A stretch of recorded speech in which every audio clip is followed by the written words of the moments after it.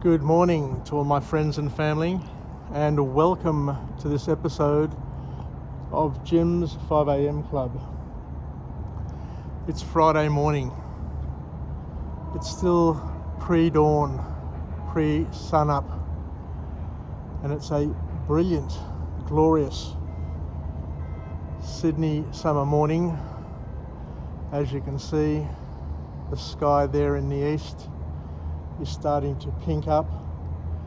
It's a clear horizon, and we're going to have a most magnificent sunrise to introduce this new day into our lives. I absolutely love coming down here to Circular Quay to kick off my morning, and I'm just standing here above the Quay restaurant on a platform which has a 360-degree view, and a magnificent view, I may add. And the day is unfolding here before us. What I want to do today is go through a book summary, and I want to say, before I hit the book summary and go through it, that there are some professions where people do social work, where they work with people who have challenges and who have problems, that I really respect, because there are people out there who need to be able to tap into people who have experience, who deal with similar sort of problems on a daily basis. Because when it's all said and done, most of the challenges that people face are quite similar. My spiritual father always tells me that he's confessing people on a daily basis, and usually most people have the same sort of issues, the same sort of challenges. And whilst I think that those challenges are unique and specific to themselves, those challenges are of course universal, and most of us will come across the same issues, the same stumbling blocks on a daily basis, because that's what life is all about. It's about testing us, it's about throwing spanners in the works and seeing what our faith is and our ability to work through those problems, to solve those issues, and to basically get the best we can out of life. And when we're struggling, when we're challenging, of course, to put our hands up and to ask for help. Anyway, as you can see, the day is just starting to begin. We've got the dance of the Sydney ferry boats. They're heading off to their individual locations. There's a slight breeze coming in from the east this morning. It's a refreshing breeze, but it is quite balmy, and it appears it's going to be quite humid throughout the day as well. So happy Friday to everybody. Wishing everybody a great prep, a great lead-in to the weekend. And what I'll do is I'll just go down the stairs here and deliver today's book summary, but I'll need to be close to some light because it's still dark. I can't make out my notes. So I'll just come down here and I'll move up to the top there shortly when it gets a bit more light and the sun's rays start to penetrate across the harbour. So here we go. So what do we got today? So today we've got an interesting book, and the book is entitled Tiny Beautiful Things by Cheryl Stayed. Cheryl Stayed is the author of today's book, Tiny Beautiful Things. And Cheryl is was an advice columnist on love and suffering. and would get lots and lots of requests from people throughout the world asking for advice, reaching out for help, and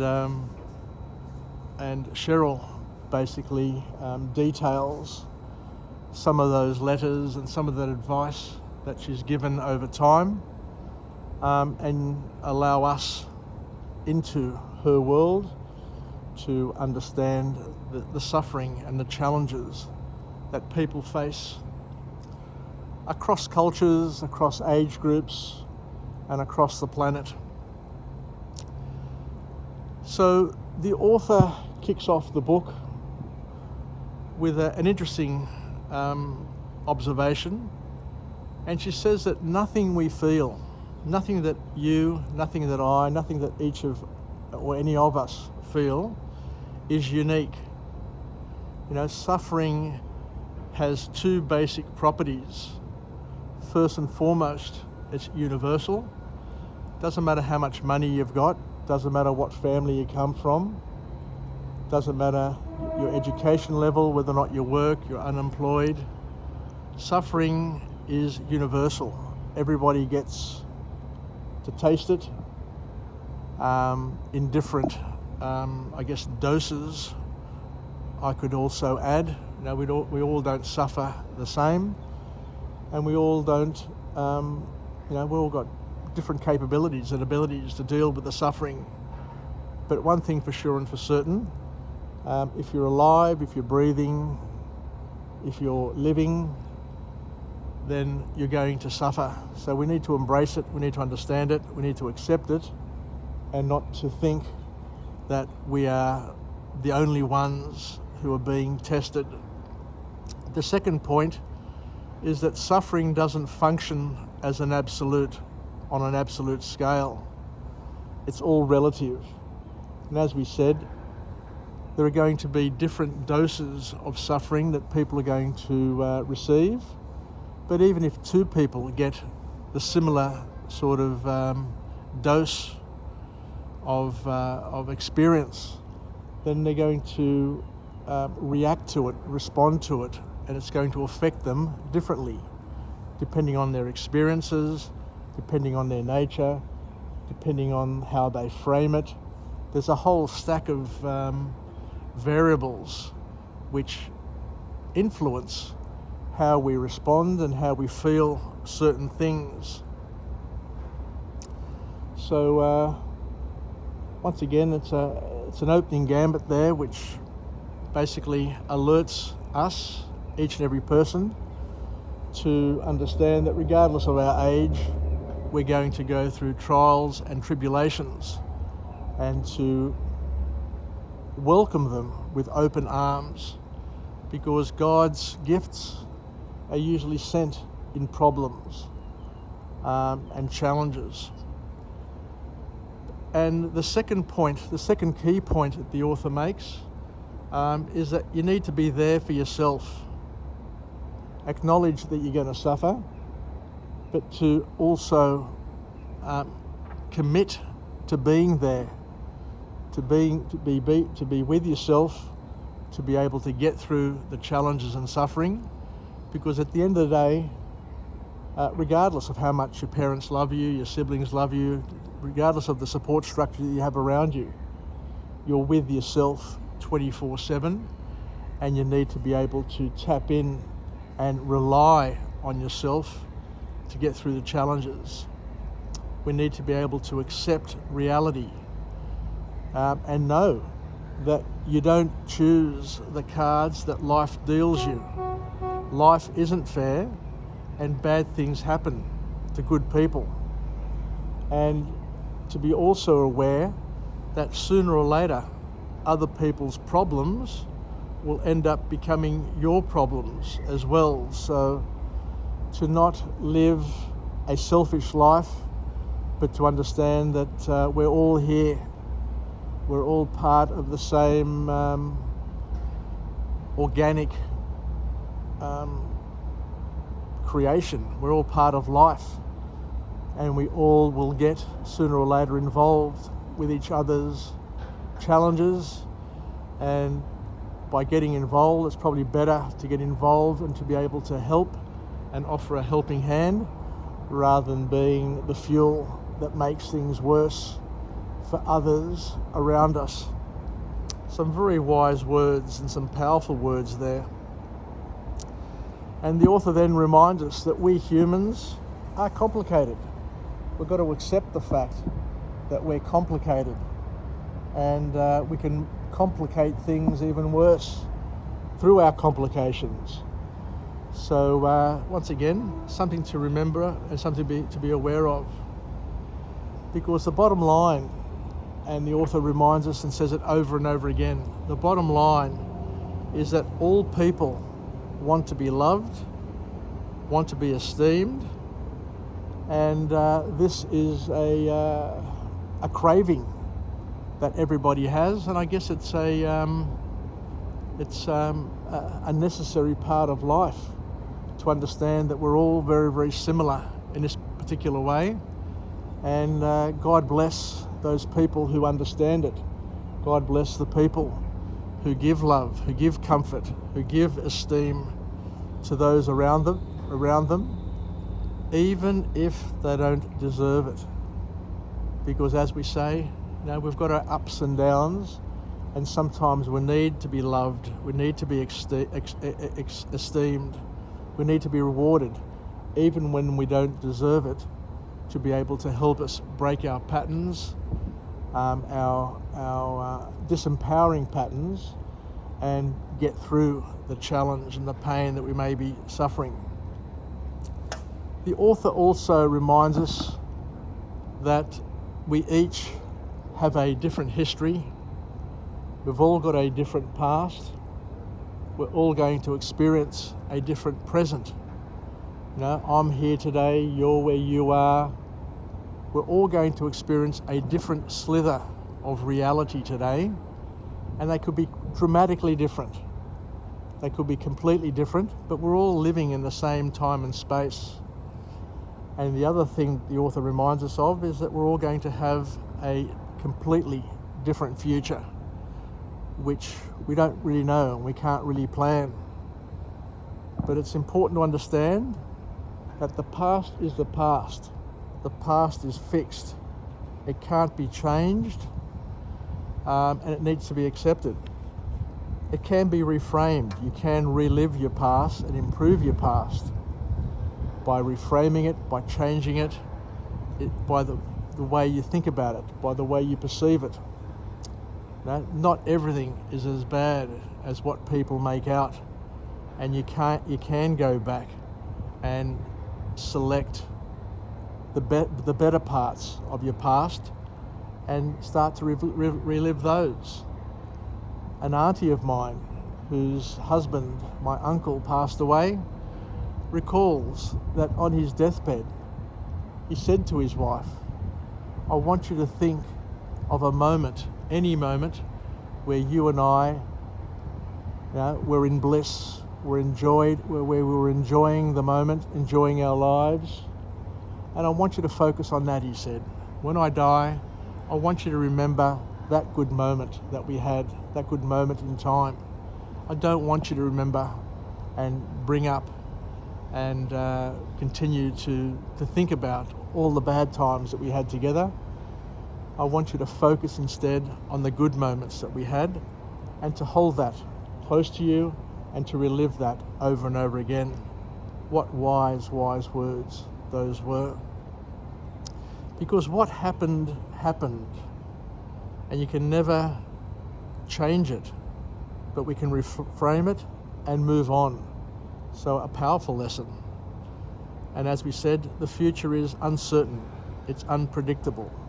Nobody has been to the future, except God, of course. But because nobody's been to the future, then you can't depend on anybody else to advise you about what to do with the future, because as we said, each and every one of us are going to have a different future. My future is going to be different to yours, which is going to be different to your children's, even to identical brothers and sisters, to identical siblings. Bear with me, I'm picking up the bag. Two identical siblings, even though they live exactly the same life or try to live exactly the same life, are going to have different outcomes. You know, we're not all going to die exactly the same time, unless of course we're in a plane crash or some natural disaster, but we're all going to have a different outcome, a different future. Let me go back up here to the top and see what I can see. So I'll just put the bag down here, and yep, I can make out my notes now. As you can see down there, we've got the mega yacht, the Australia, Clive Palmer's $40 million mega yacht. Obviously he's in town to spread fear, uncertainty and doubt, and to try and get some votes. He and his goon, the Goon Show, the second part of the Goon Show, Craig Kelly. What a team that is. Oh, what a waste of time. Anyway, as we said, and as this author reminds us, things, people, relationships change. Nothing's going to be the same. And as a person that I used to work with, a manager of mine, Theo Tsepepis, used to say that the good times don't last forever. You know, what is great today, you need to cherish, you need to savor, you need to enjoy, for this moment won't last forever. And as we said, good things never last forever. So to accept that and to make the most of the opportunities as and when they present themselves. Here we have two ferries heading off. We've got the race of the ferries. How beautiful. We'll see who gets past the Opera House first. But the key point, the key lesson from this author is that we need to accept responsibility for our lives. The only person that you can change is yourself. And of course, change is hard, but we need to act. But we can also draw strength from others. That's why it's important to have a support structure around you who you can rely on, or people who you can learn from, people who are role models. I've been very fortunate that I've been surrounded by great family, uncles and aunts, parents, my grandparents, my grandparents, not siblings, but cousins. We can learn from each other. There is so much that can be offered by good role modeling, and it's something that one can tap into. So the author then reminds us that it's important to be able to communicate mindfully. Let it out. Don't let it in. Don't keep it in. Be able to express your thoughts, express your fears, express your love in an uninhibited way.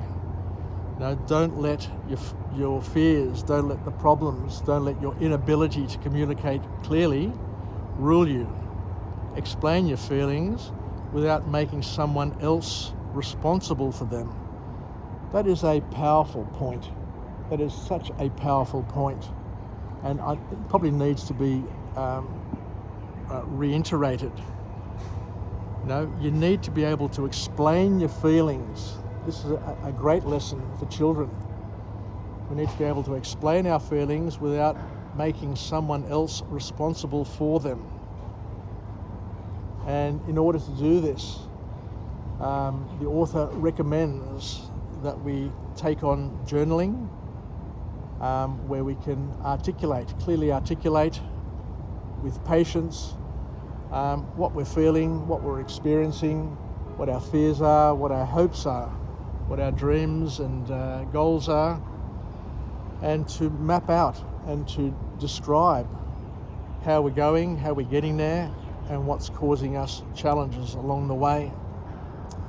Because one of the key things in life that'll help us is that we need to be option thinkers. We need to be able to create options and map out the first, second, and third level consequences of our action. A lot of people seem to think that people have freedom of choice, but freedom of choice doesn't mean that you can do anything, that you can be anyone at any point in time.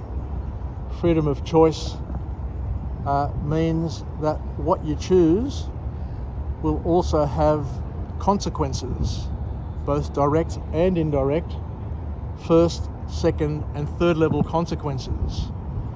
So as we say time and time again, by all means, make your choices. You're free to make your choices. God says you're free to make a choice. But with those choices come consequences that impact you, your family, and others around you. Having freedom of choice and just doing whatever you want is anarchy. It's not society. It's not civilized behaviour. So whilst Clive Palmer down there, Fat Boy Palmer, and Craig Kelly talk about freedom and has the freedom banner on the side of his mega yacht down there, freedom doesn't necessarily mean being able to do whatever you want, being able to extract resources and live off royalties and become wealthy. It's all about distributing the wealth, distributing the challenges, because we become wealthy for a reason, to help others and not to, once again, sow the seeds of fear, uncertainty and doubt and spread misinformation and disinformation to make others fear and want to come to you because they fear, and that fear is manufactured fear as opposed to real fear. So in terms of our journaling, we need to be able to identify fears, and you need to back yourself, follow your values and protect them. And as my wife Paula once said, one of the key things that all people need to do is they need to build a moat around their sanity, to protect their sanity, because there are people, lots of people, there's the media, there's challenges that we face in our lives that try to take away our peace and serenity. Anyway, thank you very much for joining me on this episode of Jim's 5am Club. I absolutely love the opportunity of getting up early in the morning, half hour early, starting my day at this magic hour when most people are sleeping and preparing to hit the snooze button. And I've already done a 5am club. I've learned something new, and I've tried to pass it on so that I can live, learn and pass it on. So I'll head off back to the station now and finish off this vlog. So as I said, I look forward to coming to you again, time and time again, wherever possible. As long as there are book summaries available, I will deliver them, and I'll try and showcase the beauty of this city of Sydney, or wherever I happen to be, anywhere in the world. Take care, have a wonderful Friday, and I look forward once again to chat again. Yasas, and thank you. Bye for now.